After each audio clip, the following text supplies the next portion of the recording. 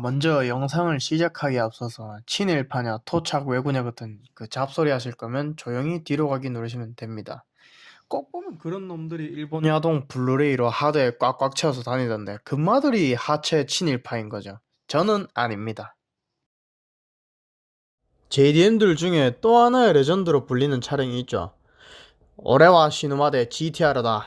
불패시나의 R, 바로 스카이라인 GTR입니다. 이 GTR에 대해 한번 알아보죠. 먼저 닛산 스카이라인의 역사부터 살펴보자면 스카이라인의 아버지라고 불리는 닛산의 엔지니어 시니치로 사쿠라이는 어렸을 때 병으로 이제 시골에 있으면서 요양을 했어요. 그래서 그때 느낀 경험을 바탕으로 항상 사람과 소통하는 자동차를 만드는 것이 내 꿈이다, 이런 철칙을 가지고 닛산에 입사를 했죠. 그렇게 닛산에 입사한 시니치로는 유럽에서 F1 그랑프리를 보고 일본으로 돌아와가지고 야, 우리도 그 F1 그랑프리 달리는 자동차를 한번 만들어야지 하면서 그 당시 일본 자동차 시장에서 나름 고성능 차를 만들던 프린스 자동차 회사를 인수를 하고 합작으로 닛산 스카이라인 GTR이 탄생을 하게 됩니다. 이때 GTR의 모습은 영락없는 문내 쫙 달린 세단이었어요, 겉으로 보기에는. 근데 이제 본넷 밑엔 레이싱 대회를 나가면서 사용했던 레이싱 엔진이 거기에 그냥 들어가 있었죠. 문내 쫙 세단에 슈퍼파워 엔진이 들어가 보니까 뭐 각종 경기에서 우승을 다 휩쓸고 다녀요. 그리고 뭐 포르쉐도 다 따고 댕기고, 뭐 GT40 그것도 다 따고 댕기고, 뭐 각종 그냥 날뛰고 댕겨요. 그리고 나서 이제 몇 년 후에 오일 쇼크가 터졌죠. GTR은 기름을 많이 먹는 차였죠. 그래서 이제 사라지는 듯 했지만 그때 당시에 일본의 경제는 막 살아나기 시작했어요. 버블 경제가 시작이 되면서 시니치로는 계속해서 GTR 프로젝트를 진행을 할 수 있었습니다. 하지만 시간은 기다려주지 않죠. 시니치로가 너무 늙어버려서 이제 더 이상 이제 프로젝트에 관여를 하지 못할 때쯤 이제 다음 세대 스카이라인을 자기가 믿을 수 있는 엔지니어 나가모리 이토에게 넘겨주게 됩니다. 그렇게 탄생한 R31 스카이라인 GTR은 개욕을 처먹죠. 그때 당시에 시니치로가 추구한 게 뭡니까?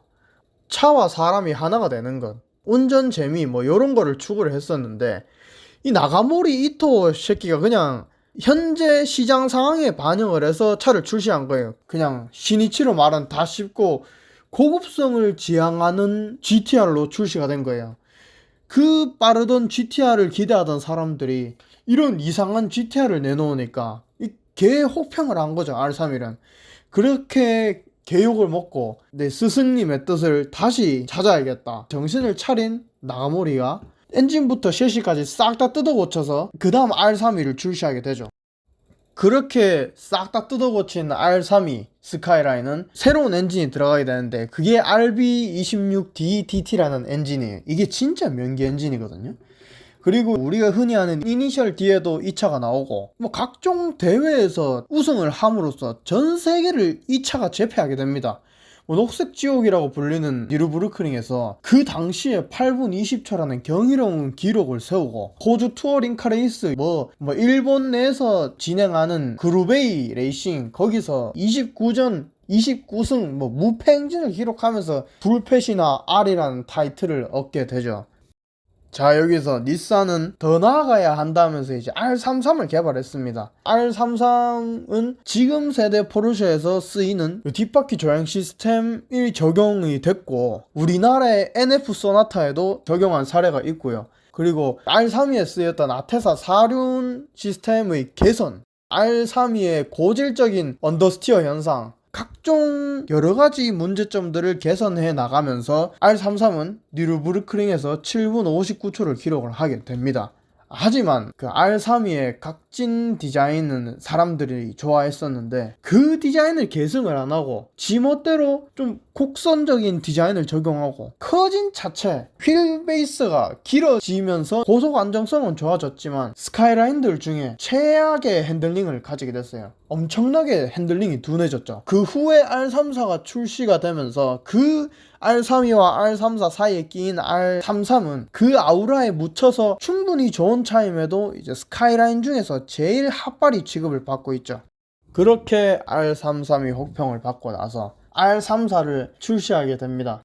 R34는 R32의 각진 디자인을 승계를 하면서 에어로다이나믹을 고려해서 양산차에서는 흔히 볼 수 없던 풀커버 언더커버 적용, 프론트립이랑 리어드 퓨저를 적용을 하면서 출시를 하게 되는데, 그 결과 엄청난 다운포스를 가져오게 되고 RB26DTT 엔진의 세라믹 터빈이 적용이 됐죠. 그래서 높아진 내구성과 게트락 6단 수동, 그리고 차체 강성 증가, 아테사 사륜 또 한 번 개선, 이런 것들을 가져와서 가장 진보한 스카이라인이라는 타이틀을 가져가게 됩니다. 하지만 이때면 이제 버블 경제가 무너지는 시기죠. 그래서 닛산에서도 스포츠카 사업을 중단하고 스카이라인의 개보는 여기서 중단이 되게 됩니다. 현행 R35 GTR에게 넘겨주게 되죠.